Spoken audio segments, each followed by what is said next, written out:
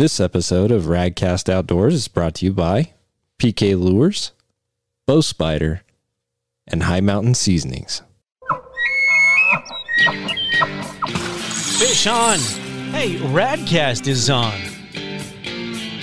Hunting, fishing, and everything in between. This is RadCast Outdoors. Here are David Merrill and Patrick Edwards.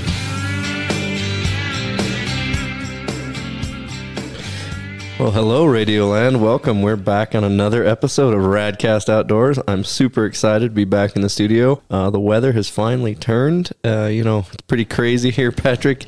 December, and I've been outside in shorts and t-shirts doing, summertime projects. So I had a thing come up on Facebook, and it was your memory from 2 years ago, and I was ice fishing, and I'm just like, yeah, there's no ice here yet. It's pretty crazy weather. It's super warm right now. It's made for a little bit of a difficult fall across the board. Upland, waterfowl, big game. It's been a off year for sure. If you're like me and you like a boat, it's been great. But for the ice fishermen, they've been a little bit upset about that, but that's okay. Well, I'm glad to be in the studio, and we have a new guest here with us. So we've invited Mr. Jason Matzinger on to talk about just what he's up to, what's going on. Maybe we'll get into a little bit of conservation and some hunting. So for our listeners who don't know who you are, just give us a quick rundown of who Jason is and what Jason's about. All right. Sounds good. Yeah. So I've born and raised here in Bozeman, Montana. I'm 43 years old now, and I've been doing a show called Into High Country on the Sportsman's Channel and other platforms for about 12 or going on 13 years now. And that's kind of a 13-part series that's based on hunting Western big game, based, right here in Montana for the most part, but we'll travel a little bit all over. And then aside from that, I just, take a lot of pride in working with conservation organizations, helping tell their story, helping, tell the mission of what they're about and help spreading the good word there. So that's kind of a brief overview, but that's the most of it, I'd say. So I was looking at some of your films that you've done, and I was very impressed. I mean, it looks like you spend a ton of time working on those films. It was just really neat to see, the time and effort that you put into those. So I was really impressed by that. So, what is your latest film that you've put out? So the latest film we kicked out was, I believe it launched right at the end of August, and it was called Project Landlocked, and it's kind of a documentary style film on the history of checkerboarded public lands in America and how they came to be, sort of what the future of all that looks like here and what we can maybe do to help. So yeah, that one, we flew in with a helicopter into a chunk of landlocked public land, bow hunted elk for a few days and kind of documented that. And so you get to see that hunt as you sort of learn about the history of landlocked public land. And there's a lot of information. I learned a ton while working on that film, and excited to share it with, everybody who's interested in learning more, which it's quite a hot topic right now with what's going on in Wyoming. So yeah, I was going to mention that there's some traction being made as far as, and I can see, there's camps on both sides for sure. But then what we're talking about for the listeners that aren't fully aware, and they should go watch Jason's film and they'll learn more. But in this checkerboarded, there's a couple hunters here in Wyoming that crossed from one corner of public land to another, where four corners meet, two private, two public, and corner jumping. And there's a big question, is it legal, is it's not? And these guys, I think, they got the landowners trying to press charges on them. And they're like, look, we're on public land. You can't press charges for trespassing. So it is a hot topic. What's your thoughts? Well, like you say, I mean, there's arguments for it on both sides. I'm a big proprietor of, public land rights, but also at the same time, I'm a huge supporter of private land and the rights around that. So in the end, I left the project feeling like there's a lot of room to improve where we're at right now without having to, really infringe on either side, just make it easier for both. And I learned that the vast majority of people out there, whether they're private landowners or the public, there's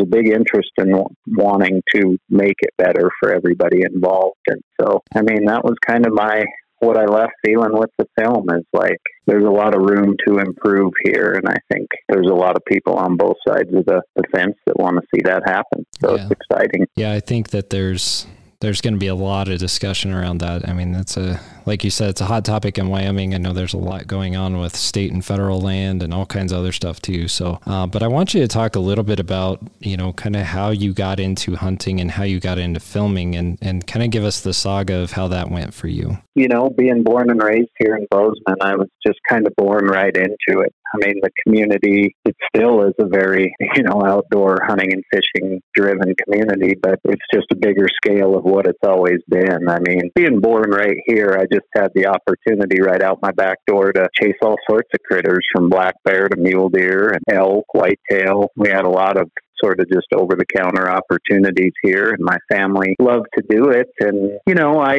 I grew up watching people like Marty Stauffer and Gordon Eastman and people like that who were sort of the pioneers of filming hunting or, wildlife in rugged places, I guess. And I just really looked up to those guys. Felt like, when I watched hunting TV when I was younger, I enjoyed it for what it was, but it didn't really represent me as, I guess, more of a Western hunter or how I felt when I was out there. So I just kind of started documenting my own hunts with no real idea of where it was going to land or if it would or what I would ever do with it. But I just knew it was fun. And that's kind of what started it all, was just knowing and seeing the opportunities I had in front of me every day versus what I was seeing on TV, and was just kind of like, man, if I just bought a camera of any sort, I could document stuff that's as good as what I see anywhere, So that was sort of the initial drive for me. And so that's what I started doing. I was guiding at the time, and I would carry this little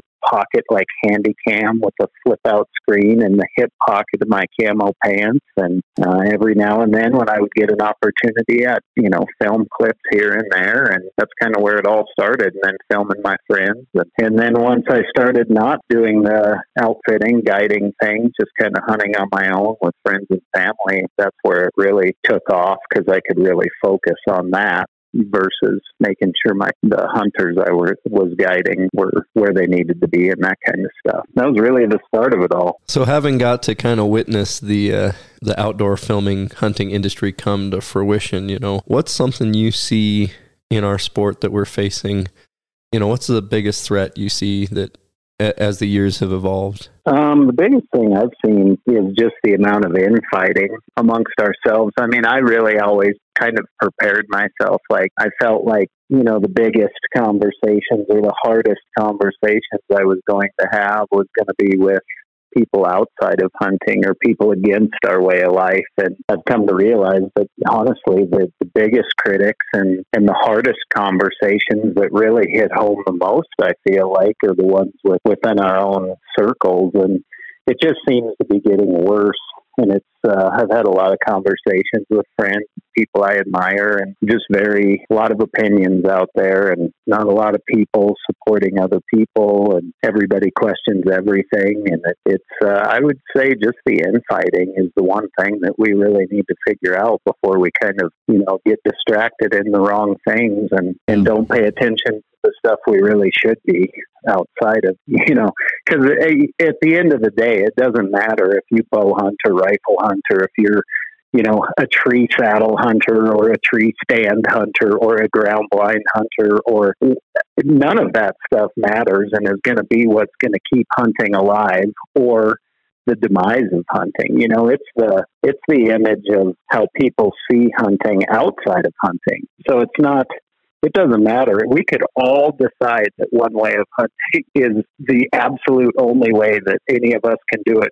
We could all agree, and that still isn't what's going to save it. I think we get so distracted wanting to prove our own points for whatever reason that we're getting lost with the big picture of what's going on around us. The hunting thing isn't my thing. Like, I do some hunting, but it's not my passion. But the fighting that you're talking about happens for sure in the fishing industry. You have people on Facebook or Instagram or, these forums that I will never visit, that talk about, well, you handled that fish improperly, or I can't believe you kept that fish, or I can't believe you released that fish, or whatever. And to your point, I think you're exactly right.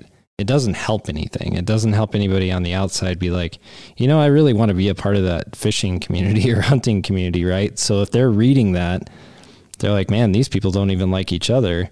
Like, why would I want to be a part of that group or community? I mean, I don't know if you can speak to that, because I know you've got quite a few Instagram followers. I'm sure you hear some things. Yeah, I mean, I think hunting is a daunting thing to look at from the outside and be able to take on, and just so many people that are interested in hunting don't come from a hunting background or fishing, and they're trying to learn what they can, and it is very intimidating. And to your point, it just doesn't help if they see that. It makes it's even more intimidating, because they're like, well, what is the right thing? I mean, I don't want to come in this make a bunch of people mad. I'm just trying to learn how to shoot my first doe by any means possible.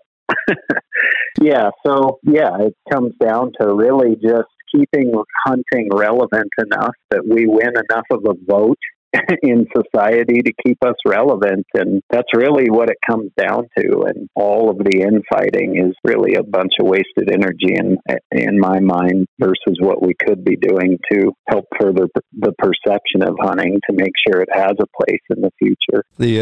The statistic gets thrown around a lot that, hunters, all hunters, the saddles, the whitetails, the muleys, the western, the big game, the small game, all of us equate to about 5% of the U.S. population.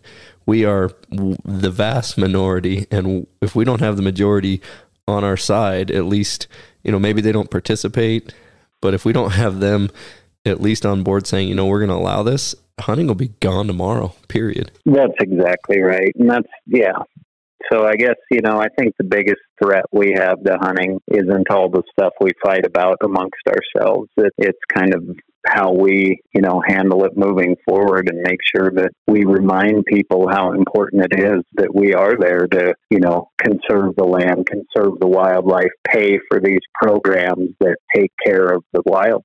I know there's been a big kind of stir in a lot of people that maybe believe that, hunting shouldn't be on social media, or that it's ruining it. And I see that as being a point to a degree, but I don't agree in the fact that, it's the only platform we have to make our voices heard that isn't censored. I mean, YouTube's getting more censored.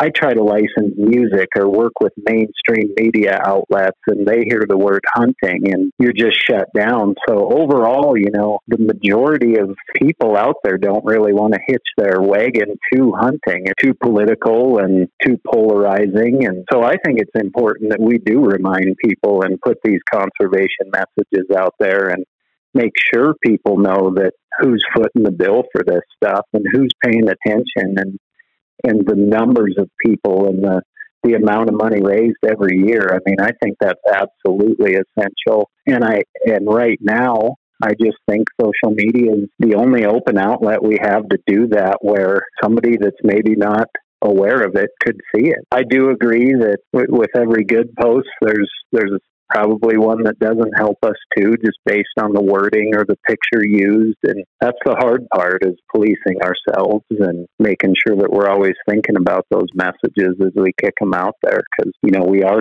so small as a number that literally every person is an ambassador for the sport of hunting. Every single person's actions makes a difference for the future, and what people see, what people hear. You don't have to have a big following to make a difference. To speak to that point, I know a young man I mentored here who started listening to Joe Rogan, and he was born and raised in Wyoming, had no interest in hunting, started listening to Rogan talk about it, and approached me and said, "Hey, you hunt, right?" I'm like, "Yeah." He's like, I want to go get a doe because I want to eat it, right? And he went and got a rifle and got a tag, and I helped him fill his first deer tag. And that transition, this adult onset hunting, that's how we grow this group. I mean, whether it's one-on-one, whether it's through somebody like, Rogan or yourself, I mean, we need mentors. That's That's a fact. For sure. Who was your mentor? I mean, my dad, I would have to say, was, the person that's got me out there from the beginning and who I've, hunted with the most through the years. I feel like my cousin Nick is also somebody that I've hunted with a lot and respected, and guy that gets after it. And we've had a lot of good times together. So yeah, I mean, like I said, just the Bozeman community was that way. I mean, I remember growing up going to wild game feeds, and they would have trophy photo contests, wild game recipe contests, and taxidermy contests, and all that kind of stuff. And, it's just been a part of my life and everything around it since I was little. So my dad and just so many people around me, the community itself is a big part of that. Yeah, for sure. I know Wyoming is very similar in that. I mean, if you were in Riverton or Lander, you would experience some of the same things. And, we hold those values very close. But real quick, before we move on with the podcast, I need to talk about one of our sponsors, which is PK Lures. And it is almost ice fishing season. I said almost because a lot of places aren't frozen yet. Sorry, everybody. But PK Lures work all year round. That's the good news. But they really, really shine on the ice. PK just came out with some brand new colors. They've got more SKUs. They got this really cool PK Rattler, which is like a lipless crankbait. And they've got small versions of it that you can use through the ice for walleye, pike. Yeah, I've seen people catch big crappie and all kinds of other stuff on them. So if you haven't gone out and checked out PK Lures, go to pklure.com and you can get yourself some Christmas presents. Maybe buy yourself a present. There's nothing wrong with that. You spend $200-$300 on lures. Hey, it's a good day. They're a small company that started right here in Wyoming. So you got to support local. Yep, and they are based out of North Dakota now. Just got a brand new storefront, 9,000 square feet opened up in Linton, North Dakota. So, yeah, help out a small business that's here in the United States. And, yeah, go to pklure.com when you're looking for that special stocking stuffer, because I'll tell you, those lures go great in stockings. Jason, I just wanted to talk to you about this a little bit. I know from watching some of your films, you talk about ethical and sustainable hunting. So what do you see, as far as in the sport, as far as either from a mentorship side or just best practices, things that hunters should be doing out in the field and when they go to post on social media? Well, I think it starts with just, your actions in the field. I mean, I've had a lot of conversations with landowners, of all sorts, guys who open their doors to anybody who asks, guys who are in block management programs or, and everything in between. And it's the stories that stick with them are the stories of either somebody who really took the time to let them know how much they appreciate it or the really bad ones. And unfortunately, the amount of people that stop by to thank these landowners or pay them their respects versus the amount of people who sort of burn them in the end is, there's more negative than positive. So I feel like as far as access goes and things like that, it starts in the field and just respecting the land, whether it's public or private, closing those gates and thinking about things like picking up your trash and treading lightly and all that stuff, because it does have an impact. And with just as many people as there's getting to be in the U.S. and worldwide, I mean, we really have to, think about those things. And then, everything from if you are successful, how you transport it back home. And, we're all super happy to show it to our friends and stuff. But even in Bozeman now, there's a group of people who wouldn't appreciate seeing a deer carcass splayed out on the flatbed of a truck and in their eyes. So I think that trying to be respectful of others and their opinions on it and, trying to treat it as though maybe it's the first time they've seen it. And I think that goes a long ways to right up to posting it. There's been so much discussion around how hunters should conduct themselves on social media. And that's a tough one. I mean, I'm not going to pretend to, act like I know all the answers or anything. My formula for everything I do is to try to appeal to the guy that's been there and done that somehow. Make sure that whatever you're kicking out, like somebody that's even been there, done that kind of guy can look at it and go, oh, that's cool. But at the same time, 50-50, look at it as maybe this is the first thing they've ever seen on hunting in their life, and they've got an open mind to it. So, finding that balance of wording things or showing the picture correctly, and if there is maybe, carcass hanging there or something, just make sure that you try to give some depth to it and help people understand why it means so much to us. It never really stops from the time you're in the field, treating every situation as though somebody's watching you, to getting at home, taking care of it, and the way it's presented if you do decide to post something. So, Jason, I try and make sure, what I've seen is when I'm posting a trophy photo, we take just a few moments and try and, position the tongue, clean the blood up a little bit, and not trying to act like we're hiding anything, but just trying to be a little more respectful of the photos that we do post. It's obviously there's some gore. I mean, you're butchering in the field. Wyoming elk or Montana elk, there's a little bit of some gore, but I definitely think, being cognizant of those photos that you post, like you said, maybe somebody's viewing it, has an open mind, and they want to start hunting, and then because of that one photo, they don't want to anymore. Yeah, exactly. And that's just it, is it's not just for everyone else. I mean, when you get home and you put that photo on your wall, if it's you and your boy behind his first deer or something, I mean, you're going to want to make sure that, like you say, you clean it up a little bit, make it look nice. You're just going to appreciate the photo that much more, even if it's one you only look at in your house. Yeah, for sure. So what was one of your most memorable hunts or trophy photos or endeavors you went on? I mean, Patrick has some he holds near and dear. I have some I have near and dear that are kind of head and shoulders above the others. So do you have one that sticks out in your mind?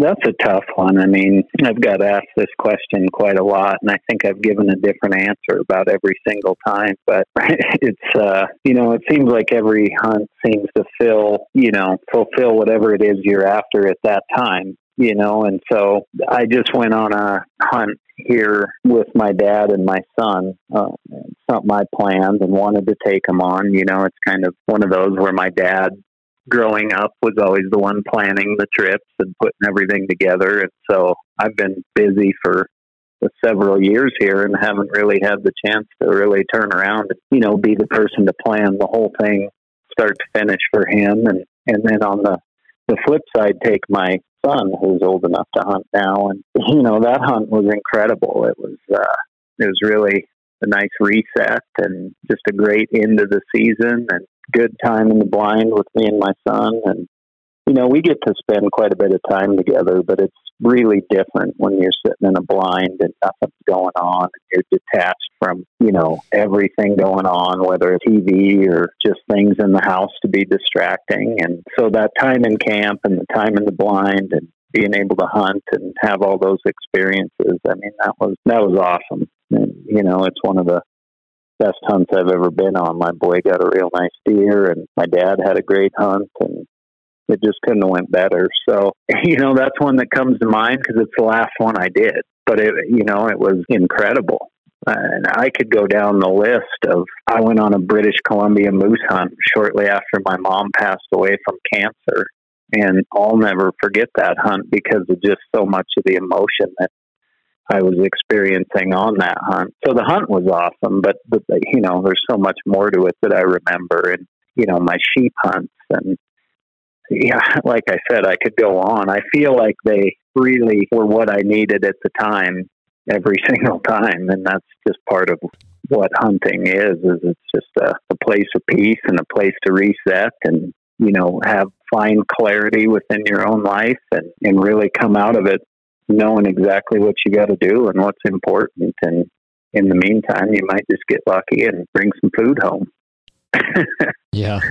I know for David and I both, we like to take our kids hunting, fishing, those kind of things, because I mean, you really get to connect with your family and your loved ones in doing those activities. And, I look at you and was researching on you and it's like, man, this guy's done a lot of different things. And so it kind of, provoked me to think, what keeps this guy's fire lit? What really motivates you to be out in the field and doing those activities? It sounds like your family's part of it. and just some of the experiences of unplugging. Does that pretty well sum it up? Oh yeah, for sure. I mean, I've got two sons, one's 7 and one's 13. So my older one has started hunting here recently. So that's been a new, exciting facet of hunting for me that, because we're kind of learning together on that end of things. But yeah, I mean, I think just as far as the filming aspect of it goes and the trying to tell the stories, I mean, I think it's important that we take control of our own dialogue and it's really easy for people outside of hunting to kind of tell our story for us. And that's, part of what drives me is just making sure that I'm always trying to tell a tasteful story that may help create change in one way or the other. I've never tried to make my films about me or the animal or my personal pursuit of those animals, even though I do have personal goals that I set on myself. I just think what's more relatable is bigger stories outside of that. And so trying to always make it about the animal and the country and tell those bigger messages, I think is important and needed. So it always drives me to try to look at what are the difficulties facing hunting currently. When I get done with a film, I'll turn around and look at our industry as a whole and just go, where do we need help? Where have we never really taken a stance and taken control of this dialogue? And what's the next story that needs to be told? And that's kind of conservation side of things, what really drives me to do the next film. So, well, I find it interesting that, you mentioned a couple of the, higher level big game hunts, but you came back to the hunts with your family. And while you were talking, I was thinking about the cow elk and the doe antelope and the doe whitetail that my son and I have gone on in the last 12 months, and he's 9, right? Getting him off of the social media, off of the interwebs, and getting him out in the field.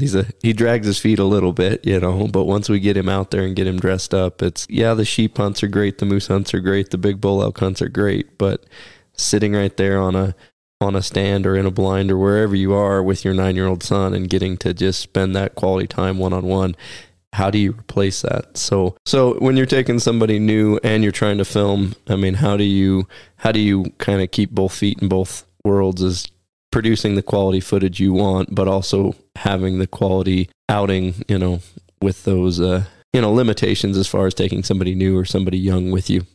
Sure. Well, it's kind of funny because my son's first deer hunt, I wasn't going to film at all. I wasn't going to take a camera or any of that. Obviously, I was going to take pictures when we got done and all of that. But when it came time to go, he was like, are we not going to film this? Or what's going on? Kind of like, where's your camera gear that you always have when you go hunting?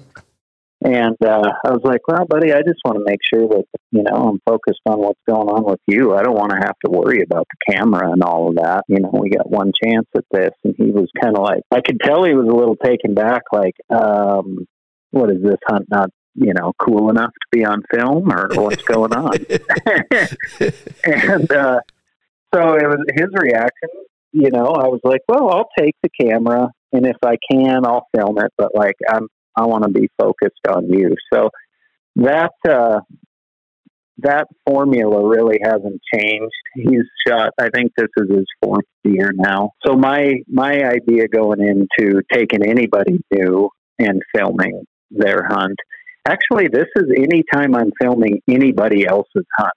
Like, when it's my hunt and I'm trying to do the show and this is my vision or project or whatever, then that's fine if I screw it up because I wanted to get something on film. I'll take that on my shoulders. But if I'm filming anybody's hunt, then it's like, dude, don't even worry about me back here. You do your thing. If I get it, awesome. If I don't, fine. But I'm not about to like make you think about what I got going on back here. And so, when I go out with my son, or somebody that's, newer to hunting, that's really my mentality is like, look, pack the camera. If things are like going smooth and you got some downtime and all of that, then film.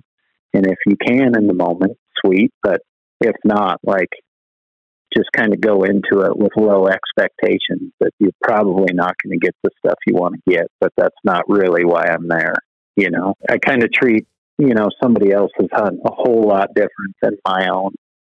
Yeah, talk about some of the challenges of filming, because I can imagine just from the little bit that I've seen when, we've had film equipment out on different things that I've been on, fishing trips and whatnot. Talk about some of the challenges of getting good quality shots and just some of the logistics of that. Yeah, it's something we always kind of joke about because, nobody ever really, it's kind of like a sunset picture. I mean, we all know it. Like you could take a million of them and it's just not going to portray the full experience. And I think when you're out there hunting and trying to film it and stuff, it's a lot of work to, get one person in the right spot for a good clean shot, and then to get two people at the same time in position for that it's a lot tougher than you think. And my hat's off to, Ryan, who works for me now full time. I mean, he's got, his pack is weighted down with extra gear and lenses and batteries, tripods and different heads and gimbals and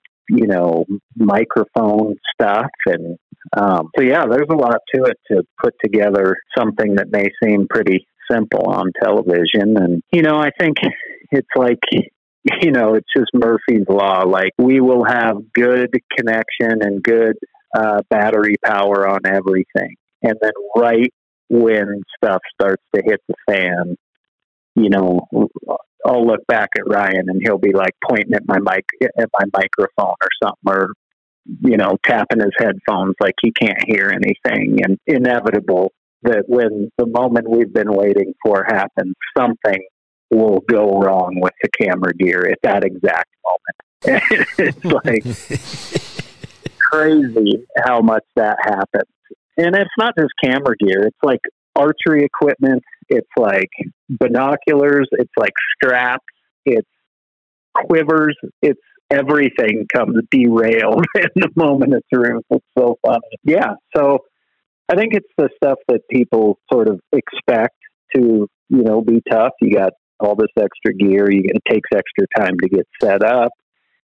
Typically you got to leave earlier because camera light's done. And we all know that last 5 minutes or first 5 minutes will be the actual best, combined 10 minutes of the day. And when you just got to sit there and watch what's going on and not want to spook anything because you can still actually see and they can see you, and you just got to sit there and wait for 25 minutes to crawl out. That kind of stuff can get frustrating. I did a film a couple years ago with a friend of mine, Sam Soholt, and that was titled Both Sides of the Fence. And that was just about like pros and cons of hunting private versus public. And, I think a lot of people are quick to judge if somebody they see on TV or Instagram or whatever is on private land. But I think that, when you really dig deep and you are doing this as a business, like there's a lot of stipulations that come with that. Film permits is one of them. And a lot of times you can't even get film permits in some of these public areas. And so you could hunt them if you wanted to, but you wouldn't be able to film it. And so it defeats the purpose of what we're trying to do, where private land, you don't have to have film permits. So there's a lot of times, that some of the biggest difficulties are the technical stuff, the red tape. Can you even get a film permit for where your hunt is going to be at and stuff like that? A lot of people are shocked to know that sometimes it's up to $250 a day to film on public land. And, you got to apply for these permits at least 2 weeks in advance, and a lot of times even sooner than that, to try to get the paperwork in your hand before you're, headed out on the hunt. So, and I know I spoke with the governor firsthand about this specific issue, right? Because you cannot film in a wilderness area, period. Even if you apply for a permit and get issued a permit, you cannot film in the wilderness. And I mean, specifically, that law was really written, in my eyes, to stop Hollywood from bringing 3,000 people in helicopters and tents and trying to film a Lord of the Rings type movie, in our wilderness areas. I think that's why that exists. Two guys walking around, one guy with a bow, one guy with a handy cam or a GoPro. I mean, that's realistically, Jason, I mean, if we weren't filming, and I don't like to film my elk hunts at all just because of all the things you mentioned, that it's twice the movement, twice the smell. You can't, that there's this beautiful bull elk, the last 5 minutes of light, and the cameraman goes, I can't see it. And you're like, I'm shooting the bull elk and we'll deal with it later. So, but I hope that the governor can, he made mention that he was going to try and get it passed, that if you were, and there's that stipulation of commercial filming, which, both you and I kind of fall under, that he was wanting to do it, at least get the law passed to where if you're just a hobbyist, quote unquote, you can start filming in the wilderness. Yeah, I know they've been trying to make some advancements towards that as far as further defining those laws from what they originally, how they were worded, because, so many gray areas there now with YouTubers and vloggers and, people that are out there, quote unquote, making money doing what they do, but don't have, like you say, film crews of 200 people and, actually putting some pressure on the landscape there. So I agree. I don't disagree that there needs to be a permit in place, but because I don't want anybody to really be able to take advantage of our, what's in a public trust without sort of helping contribute to it. It's kind of like, if we didn't charge people to go out, cut firewood or cut Christmas trees, I mean, what would the long-term effects of that be? So my whole deal with it is the program, the way that it's set up it makes it almost impossible to really make it work unless you are a crew of a ton of people. So, yeah, I mean, if they would just you could get online per state and be like, I'm going to be filming on Forest Service for 10 days. And the fee is, $250, and you pay that online and print out a little thing and away you go. That would be simple, but it's not that simple. Hopefully they can get some things switched around to make it a little easier.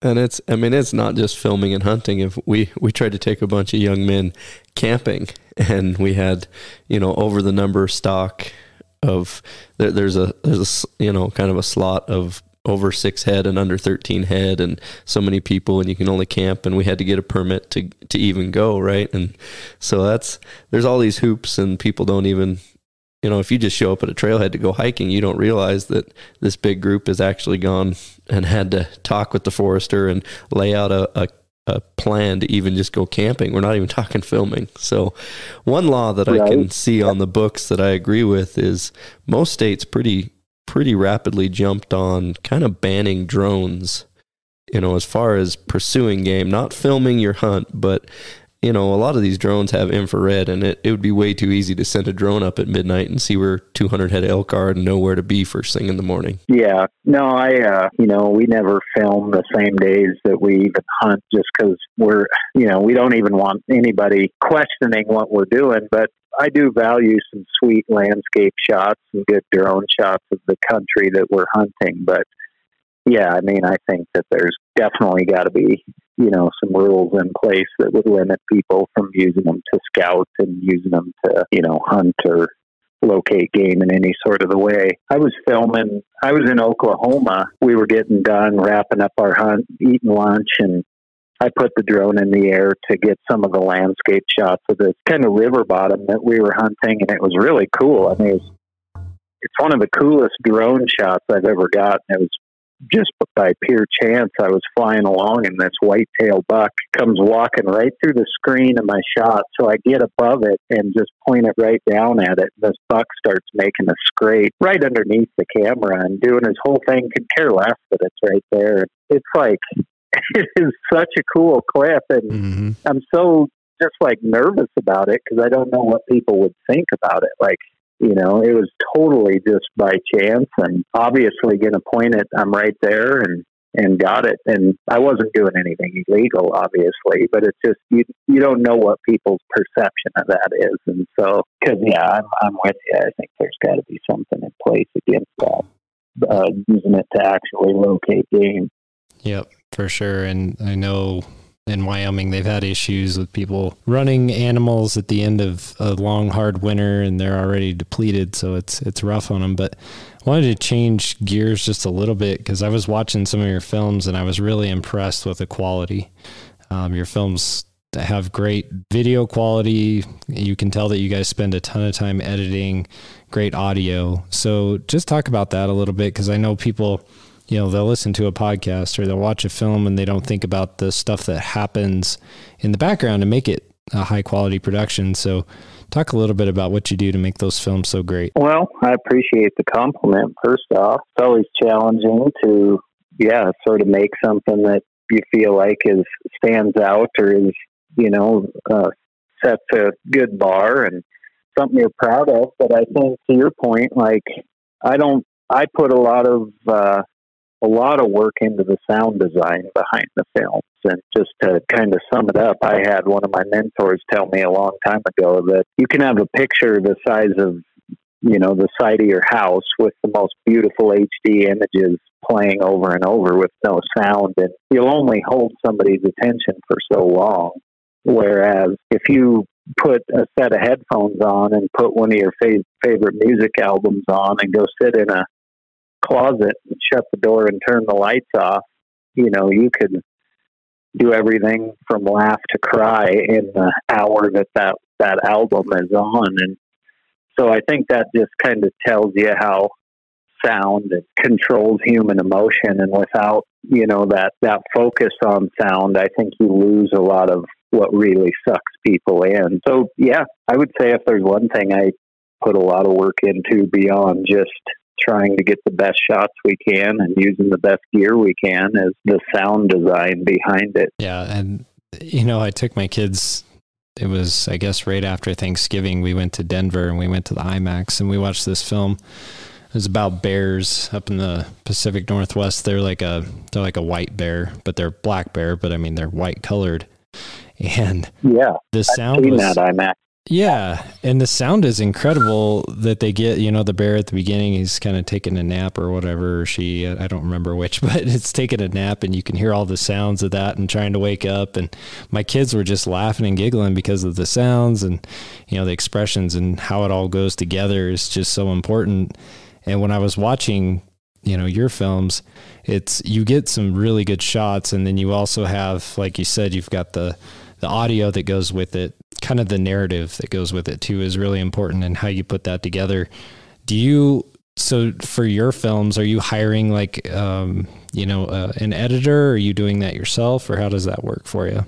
A lot of times with the big documentary films, I'll work with an editor, help me kind of co-edit it. I'll sort of build the framework, and most of the time, it's not somebody that is a hunter themselves. So I like to build the framework, stuff that I think is interesting and captivating. Then Andy will take it for a while and, put his 2 cents in, really question me of why anybody would care about this or why this should be in there. And he'll, tweak it a little bit, and then I'll take it back and, put the final edits on it. So, I really like that because the conservation films are really intended, kind of like I said in the beginning of this, I would like people who are the diehards of whatever the film is about to appreciate it and enjoy it and be proud of it. But, I want the people who have never seen anything about it before to really be sucked in and captivated. So I think involving a team of people that can really look at it from a lot of perspectives is important when it comes to, the storyline and the dialogue within the film and everything attached to that. So yeah, it takes a big team in the end to put these films together. I mean, from, the partners like RMEF or Wild Sheep or, Mule Deer Foundation, and then my other partners that, support these. It starts there, and them believing in the mission and the project and giving me the means to do it, and then surrounding myself with the right people, whether it's, I use certain camera guys to film the hunt. I use certain camera guys to film the B-roll, the interview stuff. I use people to help with sound design. help people to help me organize my thoughts into a tangible storyline. And, there's a lot of levels of bringing that to the table for sure. Well, I can certainly appreciate it. We took our first attempt at filming and producing something, and it was, the amount of work that goes in behind the scenes. Patrick alluded to it earlier, whether it's a podcast or a film, or, I couldn't imagine a feature length, Hollywood level movie of that many intricate pieces. We're talking, we've got kind of one topic, one species, one mission, and that's, you're not days doing this, you're months, if not a year into doing a film, right? Oh, for sure. Yeah. In fact, the next project is a film called Selective that I'm working on with the Wild Sheep Foundation and Boone and Crockett Club and some other partners, and it's based on the history of trophy hunting.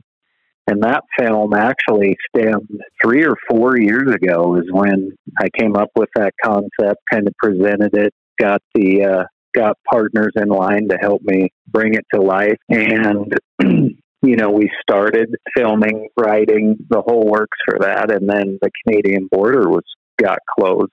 I was supposed to go on an archery Dall sheep hunt in the Northwest Territories. And so that's been 2 years. I haven't been able to get up there. So in other words, that this particular project has been several years in the making, and it's still we're not even going to be able to film the hunt portion until next July. And then of course it's going to take us 6 months to edit, produce, break it down, and tangible, so, but it's all part of the story. You could never script it that way, but I think what's gone on in the world since we came up with this is important part of the puzzle that we'll have to tell throughout this next piece, Yeah. So anyway, Absolutely. Yeah. Well, changing gears a little bit, you've been eating wild game for many years. You've harvested a lot of different things. And one of our favorite things to do on this podcast is ask you, if you could have and eat any of those animals, which one would you pick? And what would the recipe be? Well, I think, right now I have antelope, whitetail, mule deer, elk, moose, bighorn sheep, and bear in my freezer. And it's hard not to go for the elk most every time. But whether it's steak or burger, I really like the flavor of elk. And then, I don't know, one of my favorite recipes with those, which I cook at for guests a lot and do at the wild game feed I do every year, is the jalapeno elk poppers. I take a little bit of elk tenderloin and do the cream cheese poppers and grill them up, wrap them in bacon, and it's pretty tough to beat that little recipe. So that happens to be my favorite as well. Yeah, David's sitting over here like, yeah, I know that one. So just real quick, back to the filming a little bit. When we filmed our film that's out there, you'll have to go watch it. It takes a life of its own. It becomes your child. It's near and dear to your heart, and we put it in the Western Hunter Film Expo, and we actually got into the final round, but we didn't win. And I still like my film. That's all right. But I was sure hoping this last couple of weeks to win that little competition. Heck yeah, that would have been awesome. But it gives you the drive to strive, and I'm picking it apart. What can we do better? And, you can watch in the film, I'm talking to the cameraman and I'm like, the blue light's on the mic, and the mic wouldn't turn on. He's like, it's okay. The camera will pick you up. And it picked us up, but it's one of those, right. The ram's laying right there. We're getting ready to take him, and the lapel mics aren't working. So I appreciate you bringing that up, that if it can and will go wrong, it will. In the field, it will. It happens with podcasts too. We've lost a couple of good podcasts because of equipment issues, and it's always a heartbreaker when you lose something good. But no doubt. I wanted to ask you about this too. If you were to go out tomorrow and you could only hunt one species, what would you go after? You've done a lot of different things. So what's your favorite one to pursue? This is kind of like that question what's your most memorable hunt? Right. It's a really tough one for me. I mean, gosh dang. There's nothing like a pheasant flushing up your leg, but it's pretty exciting when a duck cups in and commits to the decoys. However, when you rip a bugle and you get a bull to answer, or if you're rattling and a whitetail steps out, it's such a hard question to be like, oh no, it's this for me. And some guys just, for me, if I had to pick one, Jason, it's elk. I mean, now I don't think I could just pick it, but if I had to, sure, elk. So what if you had to pick one, you only get one the rest of your life, what is it? It would probably be elk as well. Yeah. Because I've answered that question before. Like, well, my favorite hunt in the spring is bear, and before that, looking for sheds, and then my favorite hunt in August is archery antelope, and then September is elk. October is like, start of mule deer. November is like that mule deer whitetail rut, that sweet spot. Then you got December's lions, wolves. It's kind of ever changing. But if I had to pick one, it would be elk. I mean, sheep are an amazing animal that I am absolutely infatuated with. But I think, with my experiences hunting sheep, and I've hunted, arguably one of the best units in the entire lower 48 states, or the world for that matter, for bighorns, Rocky Mountain bighorns. And I mean, you got to look over a lot of sheep to really start to see the differences, or pick out, the one that really catches your eye. Or I guess, it's like antelope in a way. Like, they're all different when you really break them down and you really get a chance to study them, but they all kind of look the same. Whereas like elk, I mean,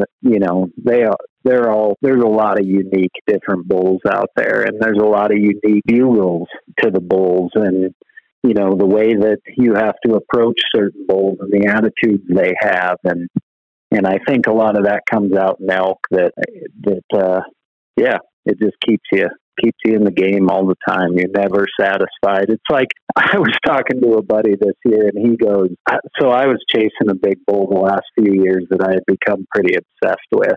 And he got killed this year by a hunter here in our state. And my buddy was like, man, how bummed are you? And I'm like, well, I'm pretty bummed, but I can promise you that I will be obsessed with another one next year. Like, big bulls come and big bulls go. So yeah, it's fun to see them and get on them, but I'm happy for the other hunter, and I can promise that I'll become totally obsessed with a different bull next September. Absolutely.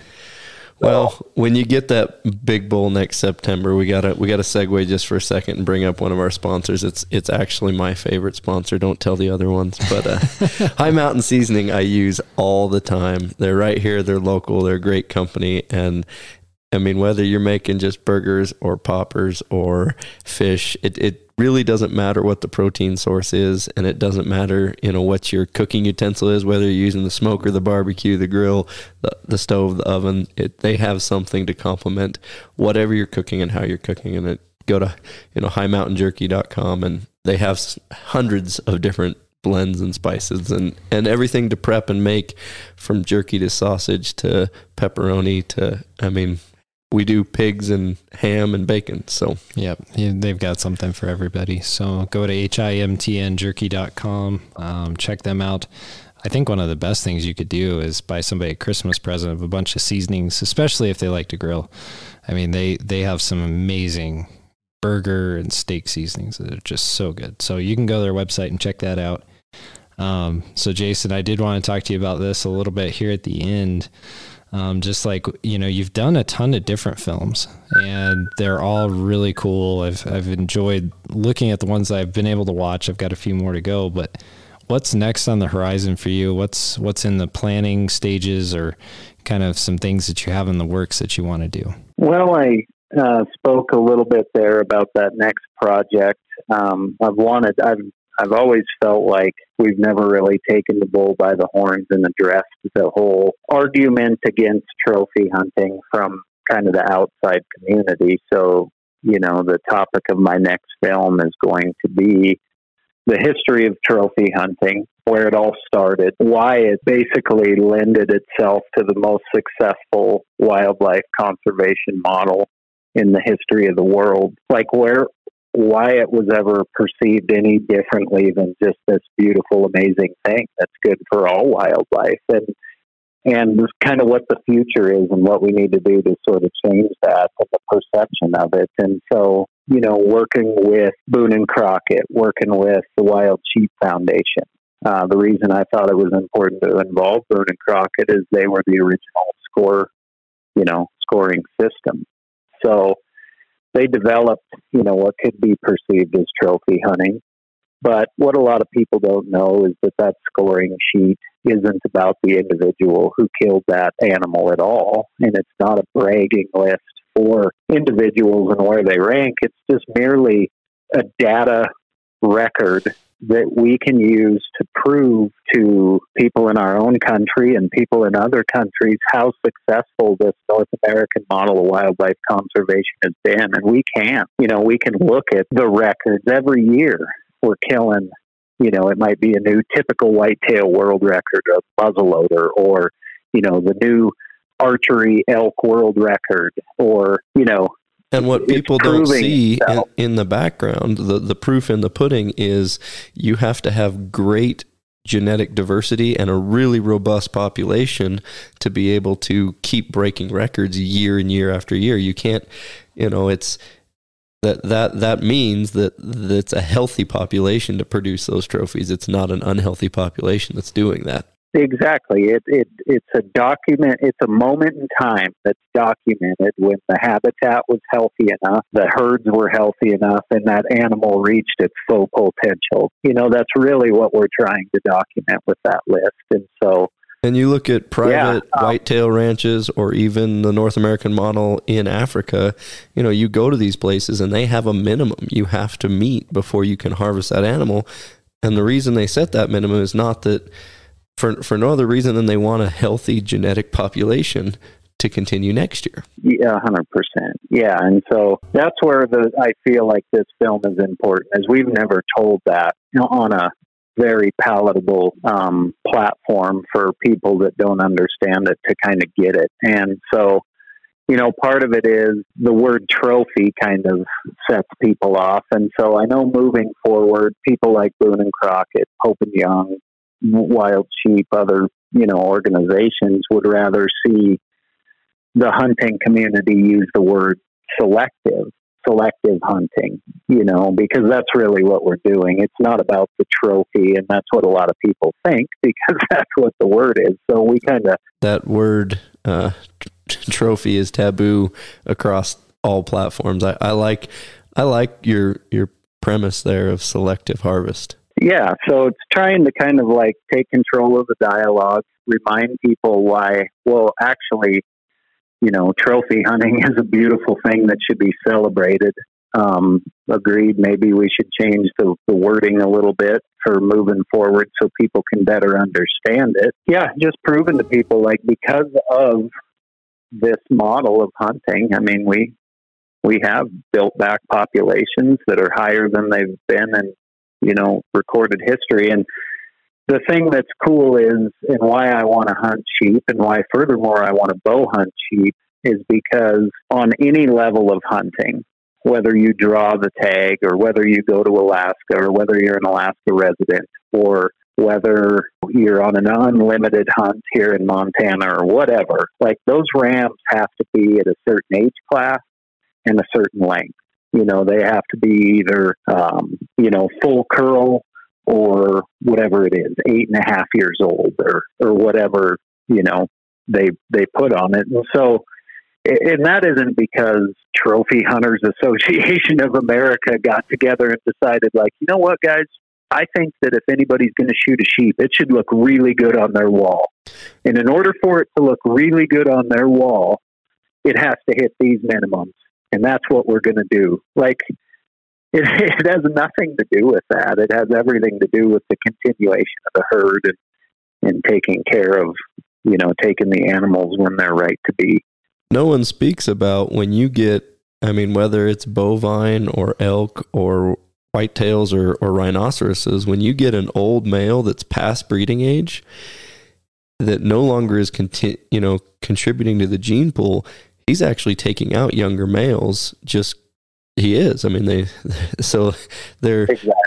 That natural selection, we're kind of, by hunting, we're mitigating that and actually kind of improving the overall demographics of the herd. Exactly. And so, yeah, I'm excited because, sheep, like I said, at its very basic level is very selective hunting, and it's very recorded from state to state, very well kept track of. And there's a reason for all that. And I think because of all of that, it's a great hunt. It's a great animal to use as kind of the backstory for this story of selective hunting. So that's what's next on the horizon. That's an exciting film. Yeah, I'm excited to see the film. So when you release that, make sure to let us know. We'd love to promote it on our socials as well. And of course, Dave and I will watch it. So it sounds like it's going to be really, really good. And I want to encourage everybody, if they can, go to your website and watch your other videos as well. Because, I mean, you have some incredible films. The one that I was watching actually yesterday, this bull elk and, this magpie on his back, and he's not doing well after a long winter. That kind of stuff gets to you, when you see how cruel nature is. And it's like, that's part of why we hunt, right? Like, we want to selectively, like you say, selectively harvest those animals before they go through something like that. Yeah, exactly. Yep, that was a crazy deal. I'll never forget that.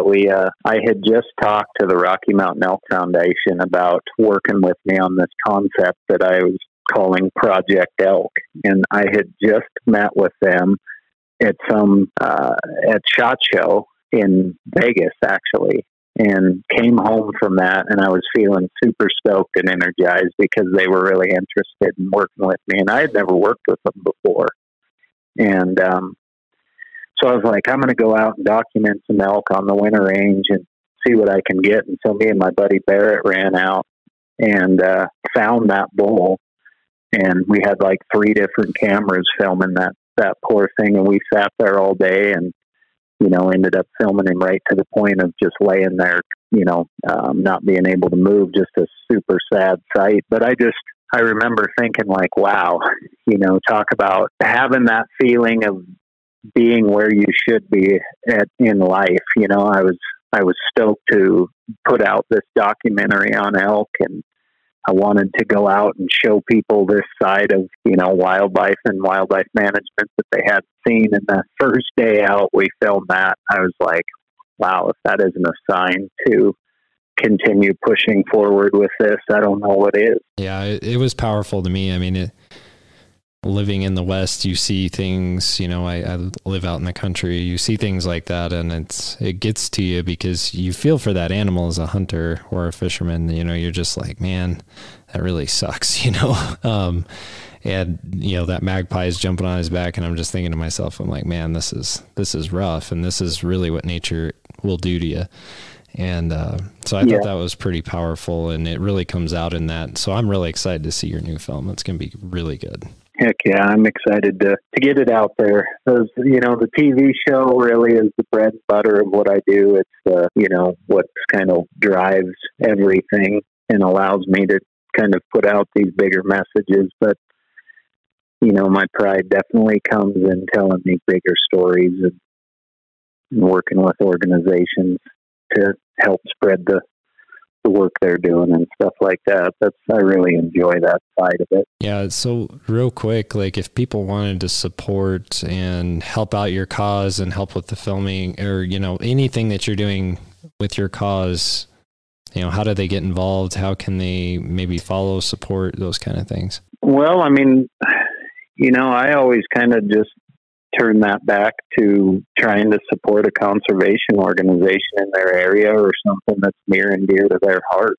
I think a lot of people don't realize what a change they can make by doing just a little bit or giving a little bit of their time. most of these organizations are fueled by volunteers, and the more the merrier. It helps spread the message, helps make more projects happen, and that kind of thing. So, to support me really is, in my opinion, to support all the conservation organizations that are out there getting this work done and leading the charge for us. Yeah, absolutely. So I just want to caution everybody, whatever organization that they are going to donate to, and there's some phenomenal ones out there. Just there are some not phenomenal ones out there. I'm not going to name them. They're definitely not conservation minded and not pro hunting, but I would, whatever organization you're going to donate to, look at their, kind of their financial structure and where those nonprofits, how they're spending their money. Because, I'll say one, Rocky Mountain Elk Foundation. I mean, the lion's share of their money and their time goes to conservation and promoting that species instead of somebody's pocket. So just make sure that you're supporting good organizations. Yeah. That's a good point. Yeah. And so we need to talk about one more of our sponsors here before we go. And I want to talk about Bow Spider a little bit. It sounds like you got to use a Bow Spider this year for packing a bow around. So tell me a little bit about that experience, Jason. Yeah. So, I was introduced to the product at Total Archery Challenge, and it was pretty cool. Obviously I had never used one before and could definitely see the benefits of it. Obviously, for just packing around on a 3D course, it works super nice. But outside of that as well, a lot of times when you're stopped and glassing or whatever, you're trying to pinch your bow between your legs or, whatever, trying to balance it against a tree or keep your cam out of the dirt, that kind of thing. So it's nice to be able to just clip it on, be hands-free, do your glassing, and then, go from there. And furthermore, I ended up using one on the back that I hooked behind the driver's seat of my truck as well. And I've kind of got this full medical kit that hangs down behind the back seat, but also I was able to attach that attachment to the back of my seat. And so when I get in with my bow, I just hook it in there as well. And it basically just free floats there. When I take a turn, it'll swing one way and the other. So it's, that's awesome, because I've always been this person that always didn't really like just throwing my bow down at the back seat with all the other stuff that I had back there. So yeah, it's been sweet little handy addition to the arsenal. Yeah, it seems to be. I see a lot of people posting on social media. They really like using it behind the headrest on the truck, just because of the things you're talking about. You can kind of keep your bow from getting beat up and getting knocked out of its tuning and different things like that. And you talk about also glassing. I think David would agree with you. That's probably one of the best uses, is just being able to put it somewhere safe and you're not going to stick it in the dirt or bang it into a tree limb or something like that. Huh, David? I elk hunted a little bit this fall with some guys, and I told them, I said, I'm paid by the company to say that this is an awesome product, and it's kind of my job. But even if I didn't, man, it sure makes elk hunting in September, climbing up and down, it makes it that much more enjoyable. Especially, sure. I'm sure Jason would agree with this too. Those total archery challenges when you're hiking around and going from station to station, it's probably really nice. Yeah, exactly. And like I said, I'm always worried about sticking my cam down in the dirt. And so I'm always trying to balance it on the toe of my boot. And then sort of wedge it between my legs when I'm ranging or glassing or whatever. And that's awkward. So, yeah, it's like I said, it's had a lot of sort of handy uses that you didn't really think about before. So, yeah. Heck yeah.